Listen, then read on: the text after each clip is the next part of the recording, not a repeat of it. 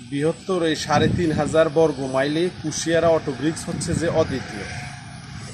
আমরা কাজ করছি পরিবেশ বান্ধব ইটের জন্য। আপনারা জানেন বাংলাদেশে প্রায় ৭,৫০০ থেকে ৮,৫০০ ইট ভাটা আছে বাংলায়। দিস ইজ নট বাংলা, এটাকে রিক্লিন ইফিসিয়েন্সি ইমপ্রুভমেন্ট প্রজেক্ট।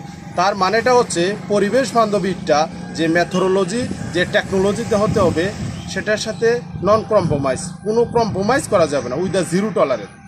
আমরা যে বাসস্থান করব সেটা হাইজেনিক হতে হবে, এনভায়রনাল ফিল্ড হতে হবে। এটার জন্য বিশাল একটি উপাদান হচ্ছে দ্যাট ব্রিক হচ্ছে যে ইফিসিয়েন্সি ইমপ্রুভমেন্ট প্রজেক্ট। আমাদের এখানে পার ডে যে ১,৫০,০০০ থেকে ২ লক্ষ ব্রিক্স উৎপাদিত হবে, সেটা নন স্টপ। আপনারা জানেন বাংলা বাটাগুলা বছরে একটা সিজন আসলে সেটা বন্ধ হয়ে যায়।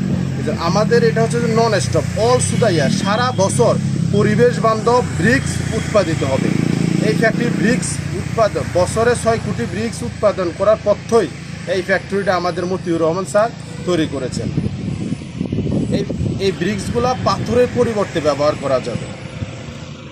আগে মানুষ জানতো না কোন ধরনের রড ব্যবহার করছে, কোন ব্রিক্স ব্যবহার করছে। এখন মানুষ জানে 60 গেটের রড, ভালো মানের রড, পরিবেশ বান্ধব ব্রিক্স।